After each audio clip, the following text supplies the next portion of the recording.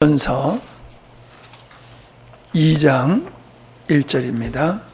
그러므로 내가 첫째로 권하노니 모든 사람을 위하여 간구와 기도와 도구와 감사를 하되 임금들과 높은 지위에 있는 모든 사람을 위하여 하라.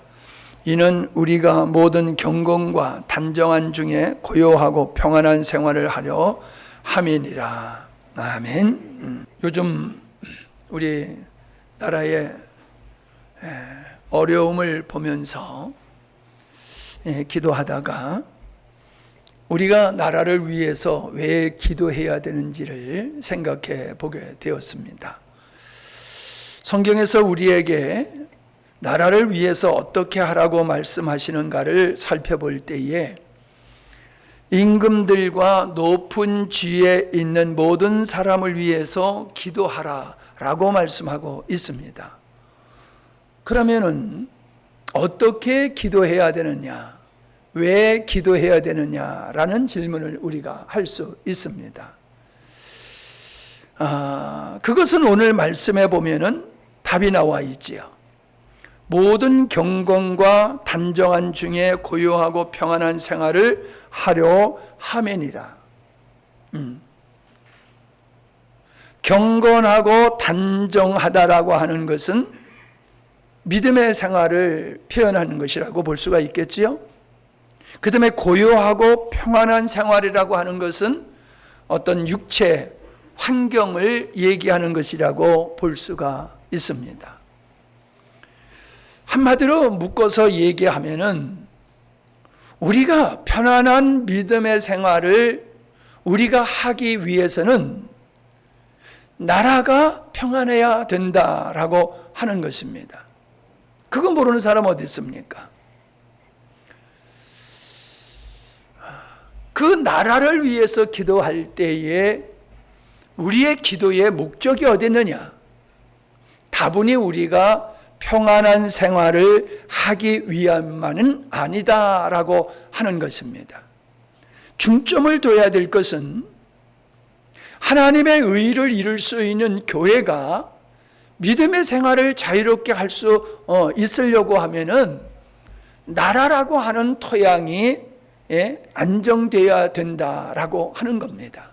자, 보세요. 비유를 들면은 우리 인격이 몸을 입고 살지 않습니까? 그래서 우리의 진정 자아는 우리의 영혼이지만 우리 영혼이 육체를 입고 살고 있지 않습니까? 그래서 육체와 영혼이라고 하는 것은 다르면서도 서로 상호 신뢰의 관계에 있음을 볼 수가 있습니다. 영혼이 아무리 소중한 존재라 할지라도 육이 없으면은 영이 우리 자아가 존재할 수가 없는 겁니다. 그 손을 이렇게 절단하신 분이 얘기를 하는데 손이 절단됐는데도 불구하고 손이 붙어 있는 줄로 생각하고 다리가 절단됐는데도 불구하고 다리가 붙어 있다고 생각하고 행동을 한대요.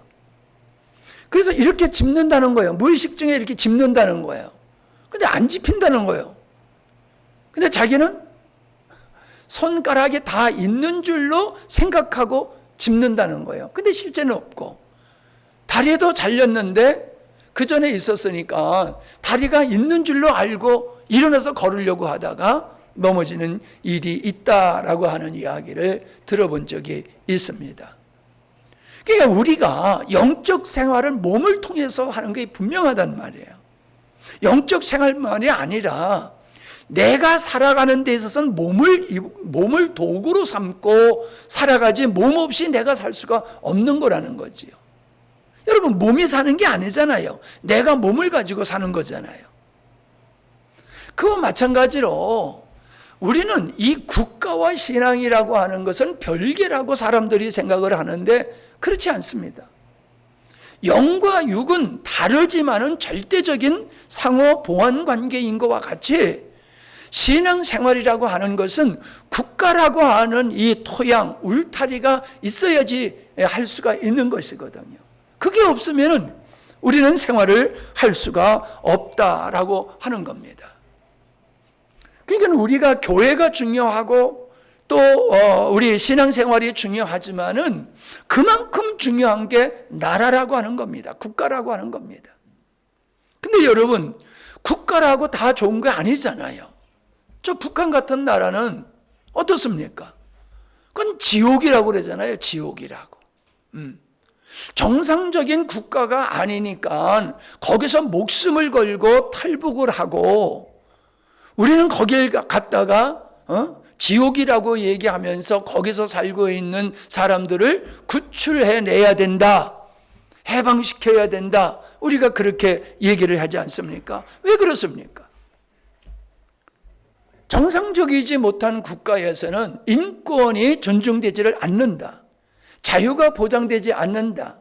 신앙이 보장되지 않는다. 개인의 어떠함이 용납이 되지 않지 않습니까? 그건 정상적이지 않는 국가이기 때문에 그렇다라고 하는 걸 우리는 잘 알고 있습니다.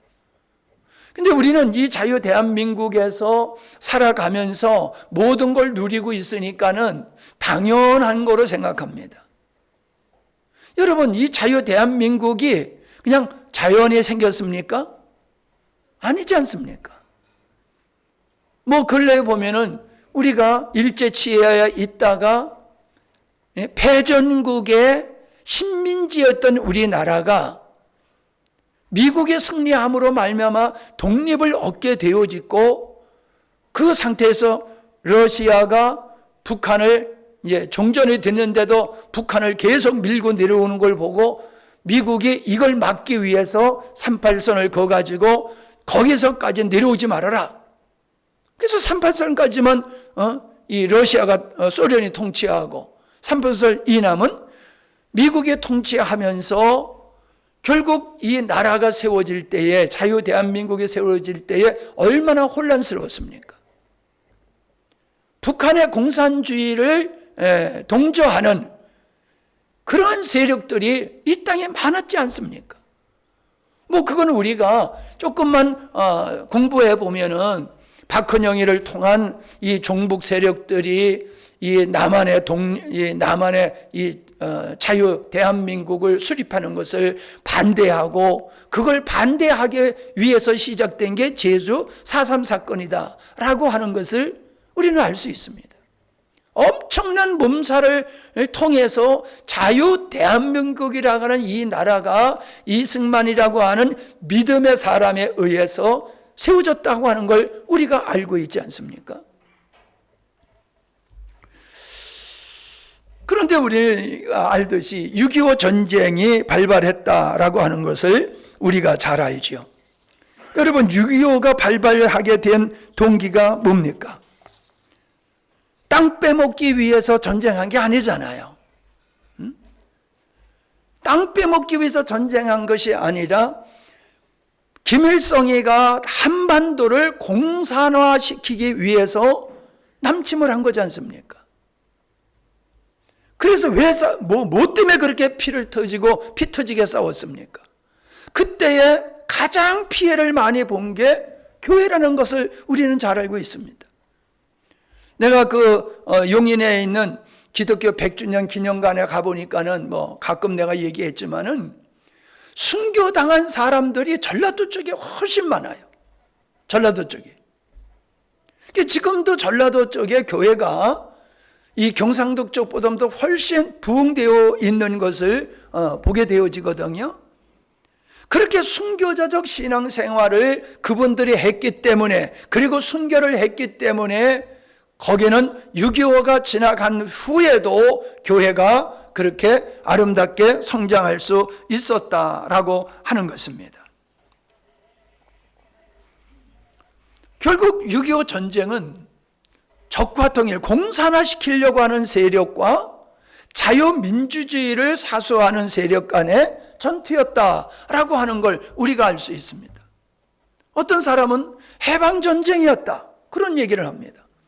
해방전쟁이라고 하는 것은 북한 쪽에서 보면 공산화를 시키는 해방전쟁입니다.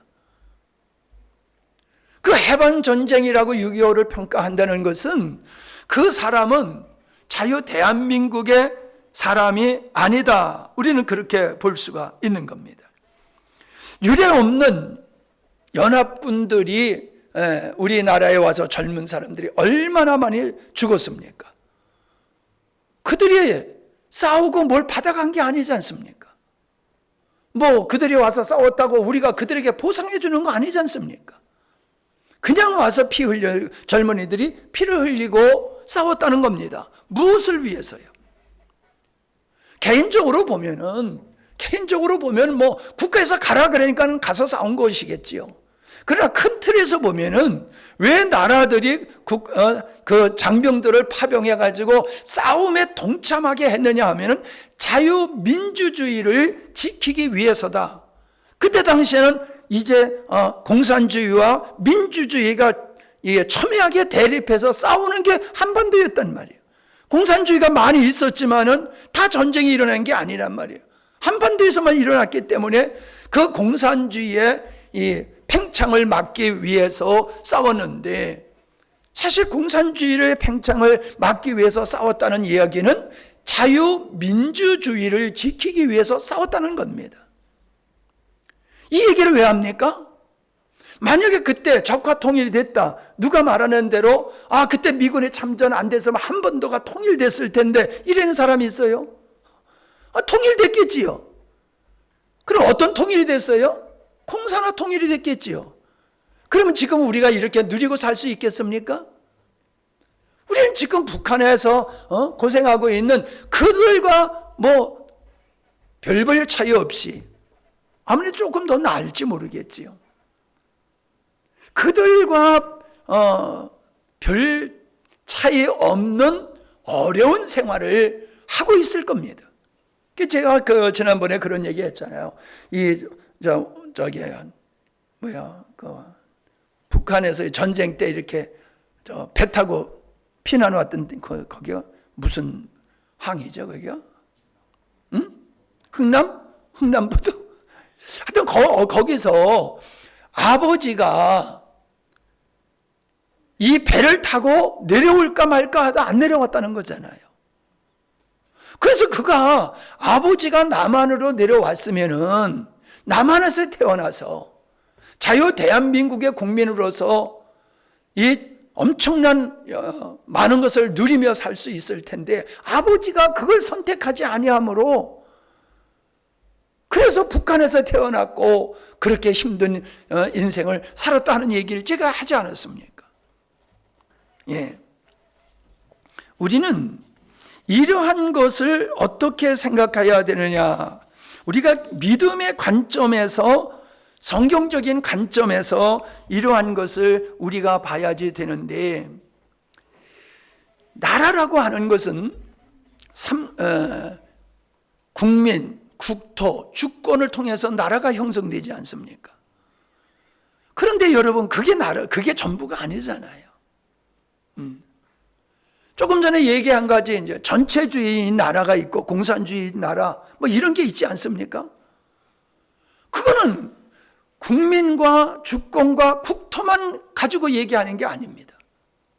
국가의 정체성이 어디 있느냐? 국가의 정체성, 이념, 가치관이 어떤 가치관, 어떤 이념, 어떤 정체성을 가진 나라인가를 우리가 진정 나라로 봐야 된다는 거예요. 몸이 진짜 내가 아니라 내 인격이 나임과 같이 나라라고 하는 것도 자유 대한민국이라고 하는 이 이름의 나라가 중요한 게 아니라 자유 대한민국이 어떤 정체성을 가지고 있느냐, 즉 어떤 가치관과 이념 위에 세워진 나라인가가 그게 진짜 대한민국이라고 하는 겁니다. 이해가 되십니까? 예. 그래서 내가 참 이 이념과 가치라고 하는 거를 알고는 있지만은 참 이게 좀 뚜렷하지 못한 그런 상태인 것 같아서 제가 좀 이렇게 찾아서 여러분에게 소개를 하려고 합니다. 이념과 가치는 밀접하게 관련되어 있지만 서로 다른 개념이다. 이념의 정의는 특정한 신념, 체계나 사상으로 특정한 신념, 체계나 사상으로 개인이나 집단이 추구하는 목표와 방향성을 제시하는 것이다. 즉 정치, 경제, 사회 등 다양한 영역에서 특정한 관점을 나타내는 것으로 민주주의, 사회주의, 자유주의 이런 것을 정하는 것이 되는 거지요. 그럼 가치라고 하는 건 뭐냐? 가치의 정의는 개인이나 사회가 중요하게 여기는 신념이나 기준으로 행동의 기준이 되는 도덕적 또는 윤리적 원칙을 말한다. 그래서 가치라고 하는 것은 정의, 평등, 자유, 존중 이런 게 가치라는 거예요. 그래서 이 이념과 가치의 차이점은 이념은 특정한 목표나 방향성을 제시하는 반면 가치는 그 방향성을 결정하는 기준이나 원칙을 제공한다. 이념은 보다 포괄적이고 체계적인 반면 가치는 개인의 행동과 선택에 직접적으로 영향을 주는 세부적인 요소이다. 그렇게 설명을 하고 있어요. 그러니까 어떤 그 이념이라고 하는 것은 쉽게 얘기하면 공산주의냐 자유민주주의냐 그게 이념에 속하는 것이 되는 거라는 거지요. 가치라고 하는 것은 인권이라든가 어떤 그 자유, 평등 이런 것 같은 도덕, 윤리와 같은 것을 말하는 거지요. 그러니까 어떻습니까? 도덕, 윤리, 인권, 자유, 평등 이런 것들이 정치를 만들고 사회를 만드는 것이 제도를 만드는 근본이 되지 않습니까? 그래서 우리가 어떤 가치 위에 어떤 가치를 통해서 어떤 이념화된 그 나라를 세우냐 그거에 따라서 공산주의가 될 수도 있고 자유민주주의가 될 수 있다는 것이에요. 그러니까 나라를 지킨다는 건 뭘 지킨다는 거예요? 가치와 이념, 그 나라의 정체성을 지키는 것이 나라를 지키는 거라는 거예요. 땅덩어리만 지키는 게 그게 나라를 지키는 게 아니라는 거예요. 대한민국의 정체성을 지키는 거예요. 정체성을 부정하는 것이 우리의 적이라는 겁니다. 우리 정체성을 부정하는 게 그게 적이에요. 그러니까 여러분 간첩이 그런 사람 아니에요? 남한에 있으면서도 북한의 이념을 따르고 북한 사람들이 가지고 있는 그 가치관을 가지고 있기 때문에 이 땅의 모든 걸 누리면서도 북한을 위해서 살고 있잖아요. 그들을 우리는 간첩이라고 말하는 거고 그런 세력을 우리는 적대 세력이라고 말하는 거란 말이에요. 북한에만 그런 사람이 있는 게 아니라 같이 살고 있는 이 남한에도 그러한 북한의 이념과 가치를 주장하는, 더 쉽게 얘기하면 김일성 주체사상, 김일성 주체사상을 추앙하는 이런 세력들은 우리의 적이다라고 말하는 거예요. 근데 우리는 같이 사는 사람인데 어떻게 그를 적이라고 말하느냐 이렇게 얘기를 하거든요. 여러분 6.25 때 그게 증명됐잖아요.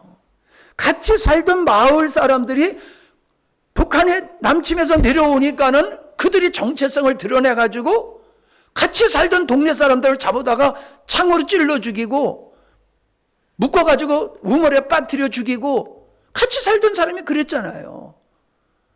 북한의 사람이 내려와서만 그런 게 아니에요. 같이 살던 이웃들이 그랬어요. 이웃들이. 그때 이제 좀 어렵게 살고 그러던 사람들이 야 세상이 확 뒤집어졌구나 이제 우리의 세상이 왔다 하면서 그냥 울분을 폭로하고 그냥 자기에게 마음 들지 않았던 사람들은 그냥 다 일머저머 해가지고 그래서 그냥 애매한 사람들이 그렇게 많이 죽었다라고 하는 게 이 역사적인 사실이란 말이에요. 여러분 이슬람권에서 모슬렘들이 기독교로 개종을 하면은 형제들이 죽여요. 형제들이 죽여요. 말이 됩니까? 우리가 생각하면 말이 안 되잖아요. 근데 죽인다고 하는 건 원수와 같은 존재이기 때문에 그런 거잖아요. 왜요? 뭐가 다른데? 이념이 다르고 가치가 다른 거예요. 신앙이 다른 거예요. 그러니까 죽이는 거예요. 여러분, 이건 역사적으로 아담과 이후로부터 지금까지 이 이념과 가치는 충돌했고 거기에는 항상 싸움, 전쟁이 있어 왔다라고 하는 겁니다. 이념 전쟁은 과거에 끝난 게 아니라 끝났다고 생각하는데 알고 봤더니 조용하게 독보석같이 자라난 것이 오늘에 드러난 것이다 라고 우리는 볼 수가 있는 겁니다. 자, 우리 자유 대한민국의 정체성을 한번 생각해 보자고요. 우리 대한민국의 정체성은 헌법 1조에 나타나 있어요. 헌법 1조에 어떻게 나타나 있냐면 제1조 1조 1항 대한민국은 민주공화국이다. 2항 대한민국의 주권은 국민에게 있다. 3항 모든 권력은 국민으로부터 나온다. 이게 무슨 얘기입니까? 주권은 국민에게 있다는 거예요. 이 주권을 선거를 통해서 어떤 사람에게 주면은 그 사람이 그 국민이 위임한 주권을 가지고 나라를 통치하는 거예요. 나라를 세워가는 거나 이 말입니다. 주권을 어떻게 운영해야 되느냐 하면 국민들의 뜻에 따라서 해야 되는 거예요. 왜? 이 나라의 주인은 국민이라고 우리의 헌법에 이렇게 규정해 놨단 말이에요. 대한민국의 주인은 국민이야. 그 국민이 투표를 해서 대표자를 세우면 그 사람은 자기가 하고 싶은 대로 하면 안 되는 거예요. 왜? 위임받은 사람이니까. 여러분, 마치 우리가 대사가 어디 가서, 특사가 어디 가서 뭐 한다 그러면 자기 마음대로 못 하는 거잖아요.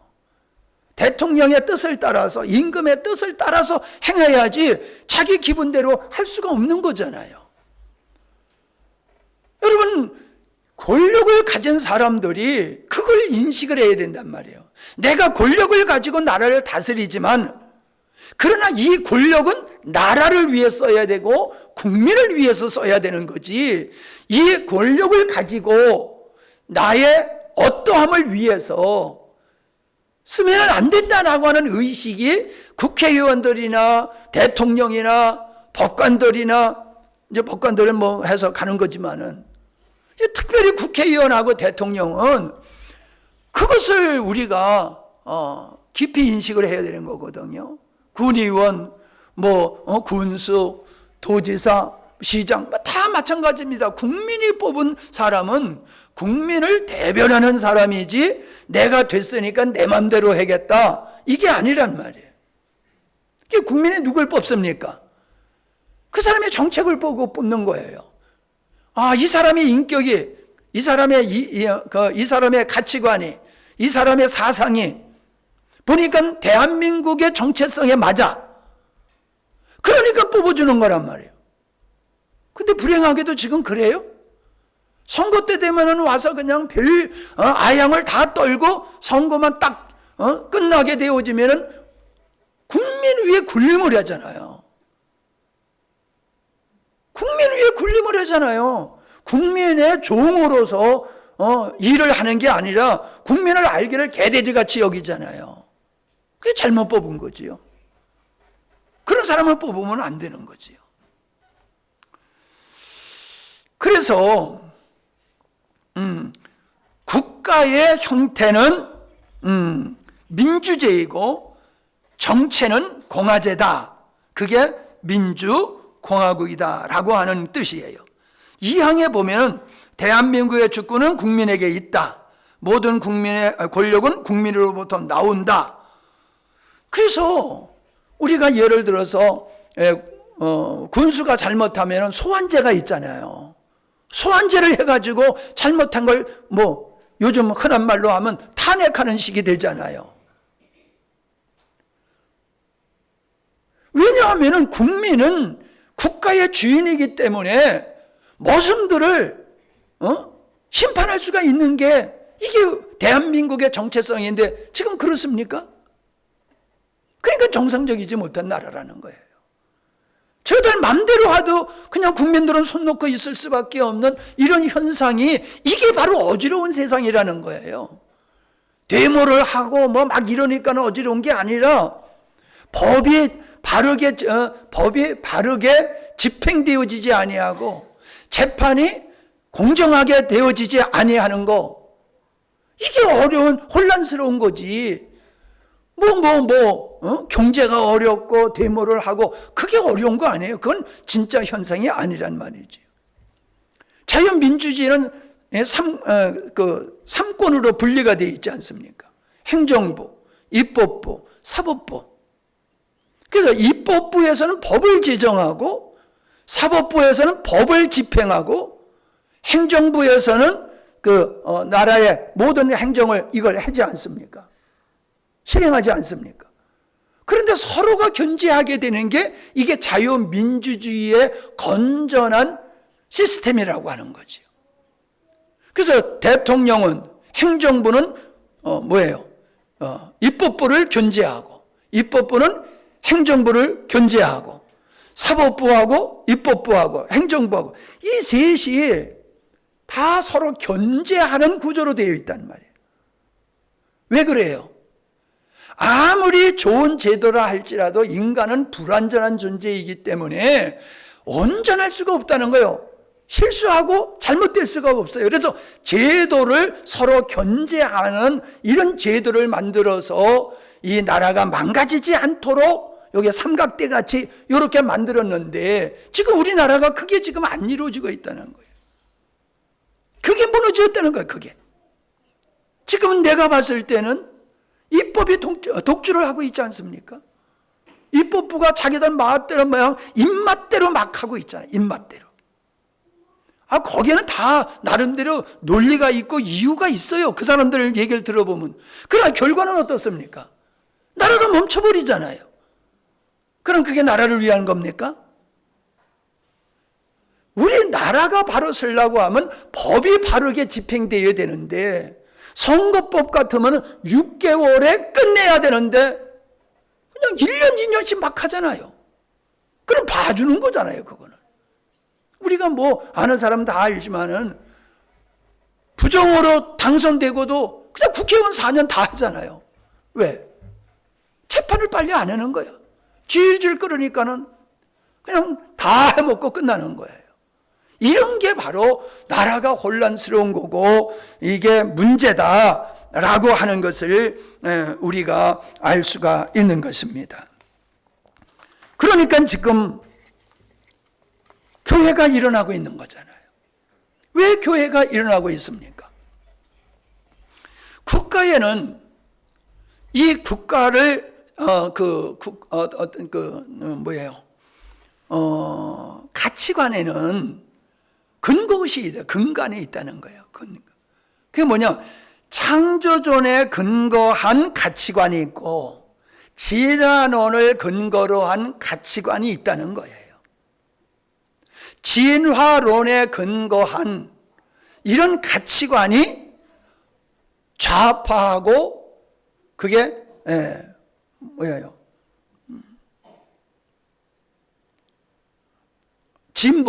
진보하고 좌파라고 하는 그 사람들의 사상은 그거는 진화론에 근거해서 형성된 거고, 보수라고 하는 것과 우파라고 하는 것은 창조론에 근거해서 형성된 가치관이라는 거예요. 그래서 이 뿌리가 다르기 때문에 추구하는 것도 달라요. 관점이 달라요. 세상에 보는 게 모든 게 다른 거예요. 그래서 그것이 충돌하는 거란 말이에요. 이게 1700년도에 그 프랑스 혁명에서 이게 좌파 우파가 이게 나눠졌다고 그래요. 이게 의회가 있는데 기존 질서와 기존의 가치관 이런 걸 지키자고 하는 쪽이 우파 보수고, 새로운 것을 추구하고 또 발전적인 걸 추구하는 사람이 좌파라고 하는데, 왜 좌파 우파냐 하면 그런 사람을 진보적인 사람은 왼쪽에 앉게 하고, 의정사에서 봤을 때에 보수적인 사람은 오른쪽에 앉게 해가지고 그때서부터 우파 좌파라고 하는 말이 생겼다고 그래요. 근데 조금 전에 얘기한 게 중요한 게 뭐냐 하면은, 그냥 우리는 우리가 생각하기에는 이 진보다라고 하는 건 좋게 생각해요. 맞아요. 사람이 그냥 여기가 좋사오네 하고 가만히 있으면 절대로 발전 못 하거든요. 새로운 걸 추구하기 때문에, 변화를 추구하기 때문에 발전하는 거예요. 혁명이 왜 일어났습니까? 인간이 누려야 할 그 인권, 기본적인 권리가 침해가 당하니까 그걸 찾기 위해서 한 거예요. 기존의 가치관을 보호하기 위해서, 그걸 지키기 위해서 혁명이 일어났던 거예요. 우리가 4.19 혁명이 그래서 일어난 거잖아요. 5.16 혁명도 그래서 일어난 거잖아요. 국민들의 기본적인 인권이 존중되고 우리가 이 나라를 이루어가고 있는 기본적인 그 기준이 되고 질서를 이루고 규칙이 되어지는 이런 것들이 무너지면 나라가 무너지기 때문에 이걸 지키기 위해서 4.19 혁명이 일어나고 5.16 혁명이 일어나고 그랬다는 거예요. 여러분, 그렇다라고 하면은 오늘의 정세를 여러분이 생각해 보면은 왜 교회가 일어나야 되느냐 하면은, 교회는 목사가 나가서 현장 정치에 참여하려고 그러면 목회를 안 하고 가서 하면 문제가 없어요. 근데 교회가 정치를 이래라 저래라 하고 정치에 관여하면 그건 잘못된 거예요. 그건 교회가 정치를 하면 안 되는 거예요. 근데 교회는 뭘 얘기를 해야 되냐면은 가치의 중심에 서 있어야 되는 거예요. 바른 기준이 뭐냐? 우리가 지켜야 할 가치관이 뭐냐? 인간이 지켜야 할 것이 뭐냐? 이게 뭐예요? 하나님이 창조한 성경에 근거한 가치관을 세상에 제시해야 되는 거예요. 정치는 이렇게 해야 되는 거야. 교육은 이렇게 해야 되는 거야. 경제는 이렇게 해야 되는 거야. 그게 교회가 심판이 돼가지고 그걸 가르치고 제시해야 되는 거란 말이에요. 여러분, 저 나라야, 중남미의 이 쪼그라든 나라들이 뭡니까? 부자 돈을 뺏어가지고 가난한 사람한테 다 나눠주는 거. 우리나라에도 그러잖아요. 계속 재벌들은 노동자들의 임금을 착취한 그런 아주 못된 존재로 인식이 되어 있잖아요. 아니, 지금 현대제철 그거 파업하는 거 보세요. 월급 얼마나 많이 줍니까? 근데도 더 달라고 난리치잖아요. 여러분, 재벌이 물론 악덕 업주에 의해서 그 노동자의 임금을 착취하는 사례가 있지요. 그러나 전체적으로 보면은 대기업이 있기 때문에 우리나라가 경제 10위권에 올랐지, 삼성이 없고 현대가 없는데 우리나라가 이만큼 경제적인 걸 누릴 수 있겠어요? 근데 그런 사람을 타도하고 그런 사람의 재산을 뺏어가지고, 강제로 뺏지 않지요. 아주 교묘하게 뺏어가지고 일반 서민들한테 퍼날르자 25만 원씩 준다, 얼마씩 준다. 코로나 때 얼마나 많이 퍼줬습니까? 이거는 성경적인 경제관이 아니라는 거예요. 그러니까 이 사회가 어떤 특정한 사람들이 자기 목적을 이루기 위해 가지고 이 국민들을 속이는 거예요. 선심을 쓰는 거예요. 그래서 자기들이 원하는 나라를 세워나가는 게, 그게 우리와 다른 이념을 가진 사람들이 추구하는 것이지 않느냐라고 하는 것입니다. 우리는 여기서 본문에서 말씀한 대로 임금들과 높은 지위에 있는 사람들이라고, 이걸 우리식으로 말하면 대통령과 국회의원들이라고 얘기하면 좋을 것 같아요. 지도자들. 이런 사람을 위해서 기도해야 되는 게 뭐냐 하면, 그들이 조금 전에 얘기한 것 같이 국민을 주인으로 섬기고 정말로 나라와 민족과 그리고 나라와 민족을 위해서, 그리고 성경적인 가치관을 가지고 그들이 나라를 위해서 봉사하는 인물들이 되기 위해서 기도해야지, 그들이 권력을 잡은 후에 권력을 가지고 자기 마음대로 하게 되어지면은 그 나라는 침몰할 수밖에 없다는 거예요. 여러분, 히틀러가 자유민주주의 체계 속에서 히틀러가 나왔다는 거예요. 파시즘이라고 하는 이탈리아에서 그거 생긴 것도 마찬가지잖아요. 독재자에 의해서 생긴 거예요. 근데 그 독재가 자유민주주의 체제 아래서 발생했다는 거예요. 여러분, 우린 이거를 귀하게, 이걸 정말로 중요하게 여겨야 됩니다. 자유민주주의 체계 속에서 그런 일이 어떻게 벌어질 수 있어? 이렇게 우리들은 생각해요. 그런데 아니에요. 이미 역사 속에서 자유민주주의 체계 속에서 불행한 일들이 발생했다라고 하는 겁니다. 그래서 요즘 여러분이 듣다 보면 하이브리드 전쟁 시대다 이렇게 얘기를 해요. 과거에는 총칼, 탱크 가지고 싸우는 전쟁이었지만 우리 대한민국의 지금의 전쟁은 우크라이나, 러시아와 같은 게 아니라는 거예요. 하이브리드 전쟁이라는 거예요. 그 하이브리드 차를 가지고 있잖아요. 그러니까 그 기름으로 떼는 것과 전기하고 이렇게 합쳐가지고 만드는 것 같이 현대전은 총칼 전쟁이 아니라는 거지요. 사이버 전쟁, 정보 전쟁, 심리 전쟁, 불법, 언론을 통해서 거짓 선동, 이런 걸 가지고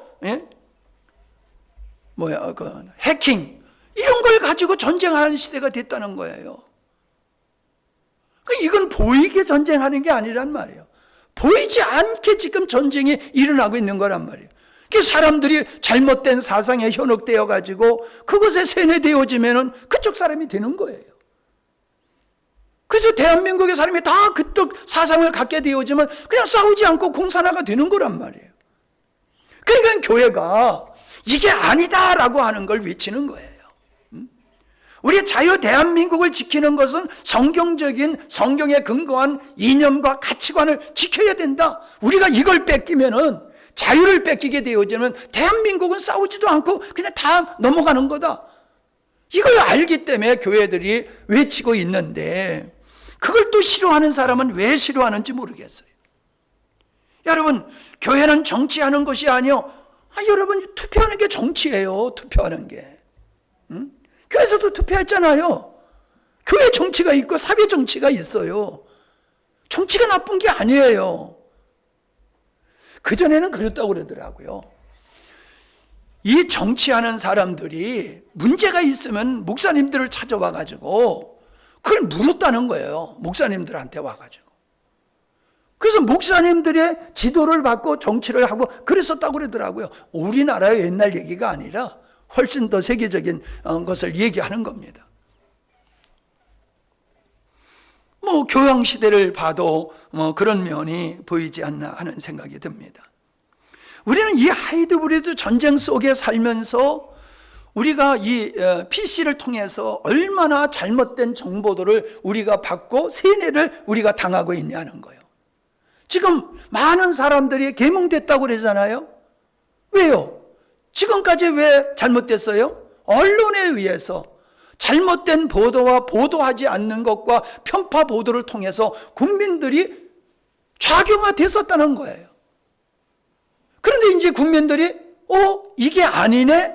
라고 하는 걸 비로소 깨닫게 되어지니까 사람들이 바뀌어지는 일들이 놀랍게 일어난다 하는데, 이게 우리 영적에도 동일하게 적용되잖아요. 예수님을 믿기 전에는 내가 옳은 줄 알고 어둠의 속에 거짓된 세상 풍속에 속아가지고 그게 맞는 줄 알고 살아가다가 진리 복음을 딱 접하니까 이건 내가 속았네 하고 돌아서는 거잖아요. 그게 영적 계몽이잖아요. 우리는 사회적 계몽도 필요하다는 거예요. 우리가 예수님을 믿는다고 하면서 이러한 세상적인 것을 우리가 바르게 우리가 인식하지 못하게 되어지면은 우리는 미혹될 수밖에 없다라고 하는 거지요. 내가 이렇게 인생을 살면서 볼 때에 사람이 왜 미혹되느냐 하면은 관심이 없게 되면 속게 돼요.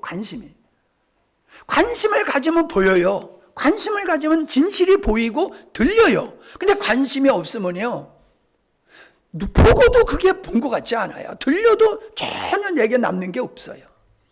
그러니까 오늘날 사람들이 왜 이렇게 쉽게 미혹되느냐 하면은요, 오직 자기의 탐욕을 위해서만 사는 거예요. 나 잘 먹고 잘 사는 것만, 거기만 관심을 가지고 막 살아가. 그게 뭐예요? 마지막 때가 그렇다고 그랬잖아요. 노아 시대하고 롯 시대하고. 오늘날 사람들은 가치를 안 따져요. 기존의 소중한 진리, 질서, 기준, 이걸 부정하잖아요. 그게 포스트 모더니즘이잖아요. 그런 의식이 되어 있으니까 거짓말이 잘 먹혀 들어가는 거란 말이에요. 거짓말이.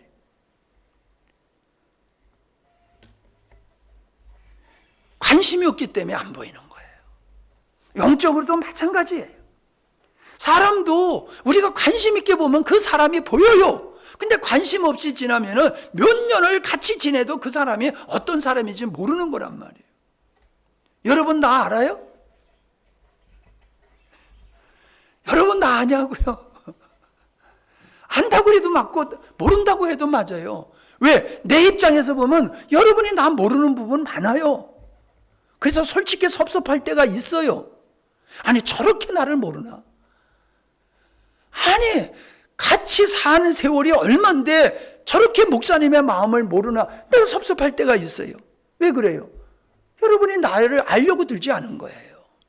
그냥 설교하는 목사님, 그냥 설교만 듣고 끝나는 거지, 목사님의 내면을 읽으려고 애를 쓰고 목사님의 어떤 목적을 가지고 목회하고 그것이 무엇이며 왜 목사님이 저렇게 하시는지 이런 걸 관심을 안 가지면 안 보이는 거예요.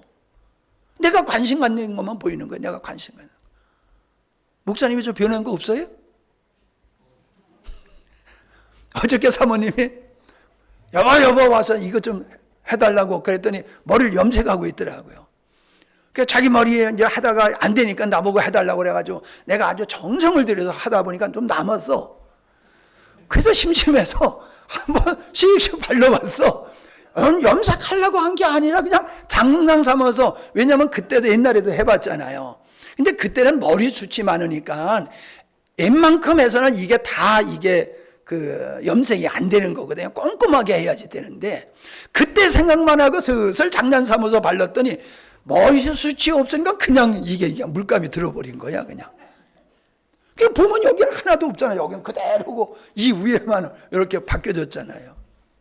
관심 있는 분은 금방 보이잖아요. 목사님 뭐 염색하신 거야? 뭐야? 관심 없는 사람은요, 그래요? 그러셨어? 뭐 그럴 수 있는 거 아니에요? 마찬가지요. 외모나 속이나 똑같은 거예요. 여러분, 우리는 현상만 보면 안 된다고 내가 늘 그러잖아요. 현상만 보면 오해하기 딱 좋아요.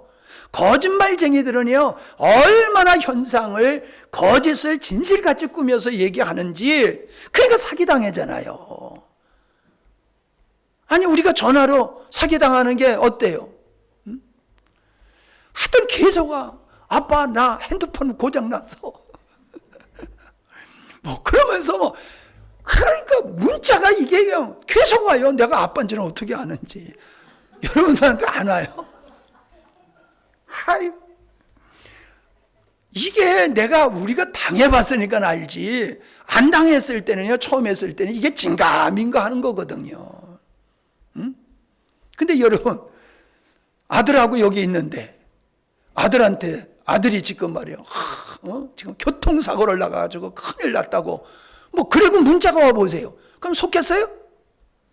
안 속지요. 왜? 아들이 여기 있는데. 그러니까 우리가 진리가 없으니까요, 거짓을 분별을 못하는 거예요. 이리에 탈을 쓴 늑대를 얼른 알아보지 못하는 거예요. 겉만 보니까.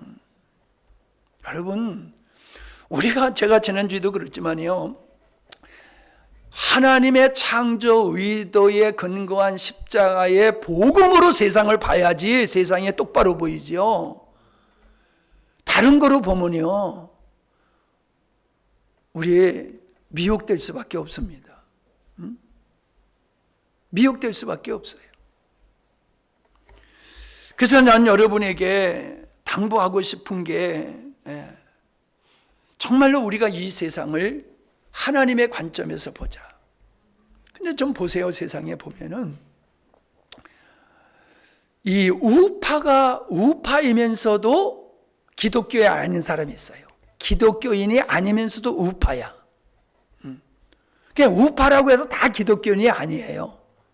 근데 기독교인이라고 해서 다 우파도 아니야. 기독교인은 우파에 근거한 가치관을 가지고 있기 때문에 좌쪽으로 넘어갈 수가 없어요. 좌쪽으로 넘어갈 수가 없어요. 왜? 좌쪽은 뿌리가 진화론에 근거한 것이기 때문에 그들의 가치관과 기준과 질서는 우리하고 안 맞아요. 그러니까 우리가 좌파에 갈 수가 없는 거예요.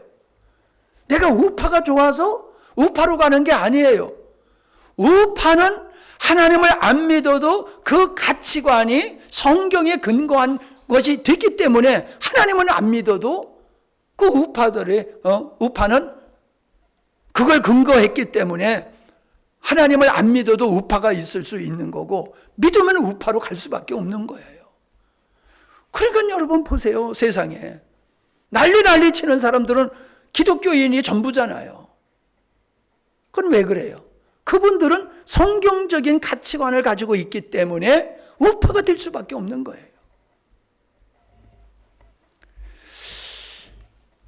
저는 여러분에게 마지막으로 드리고 싶은 것은 세상적인 이런 현상과 우리의 가치관, 성경적인 가치관은 무관한 게 아니고 우리는 이 세상을 향하여 기준이 되어야 되고 기준을 제시하고 그것이 아니었을 때는 그게 아니다라고 우리가 말해야 되는 게 우리의 사명이라는 거예요.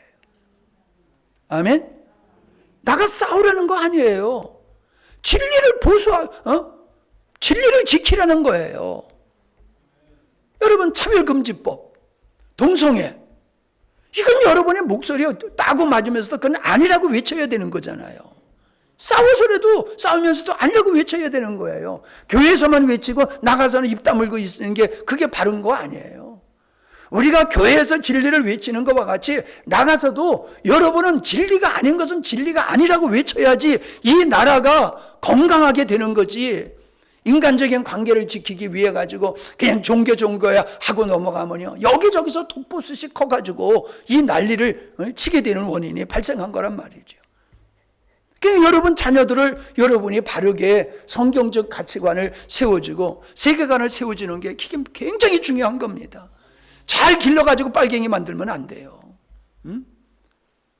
정말로 잘 기르는 건 하나님의 말씀에 근거한 가치관을 갖고 그러한 이념을 가지고 그리고 성경이 방향을 제시하고 있는 것을 인생의 목표로 삼고 살아가는 우리의 자녀를 만들어야 될 줄로 믿습니다. 아버지 하나님, 분명히 우리에게 임금들과 높은 지위에 있는 자들을 위해서 기도하라고 하셨습니다. 그것은 우리의 육체의 삶의 안정뿐만 아니라 우리의 영적 생활을 위해서도 반드시 해야 된다고 우리에게 말씀해 주셨음을 오늘 나누었습니다.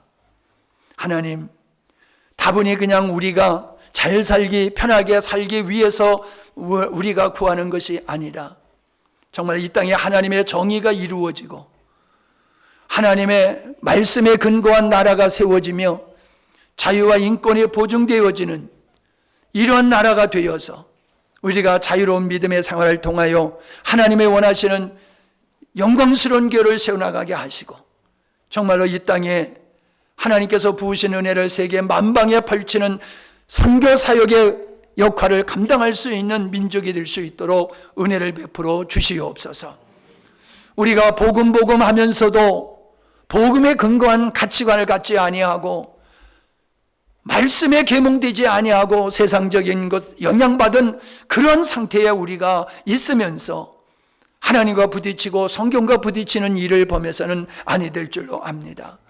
우리에게 분별의 은혜를 더해 주시어서 무엇이 잘못되고 어떤 길로 우리가 가야 될 것인가를 먼저 알게 하시고 그것을 자녀들에게 가르치고 그것을 주변 사람들에게 가르쳐서 이 나라가 건강한 나라로 세워져서 하나님의 의를 이룰 수 있는 나라가 될 수 있도록 축복하여 주시옵소서. 이 일에 우리 모두가 아름다운 헌신자가 되기를 간구하오며 예수님의 이름으로 기도하옵나이다. 아멘.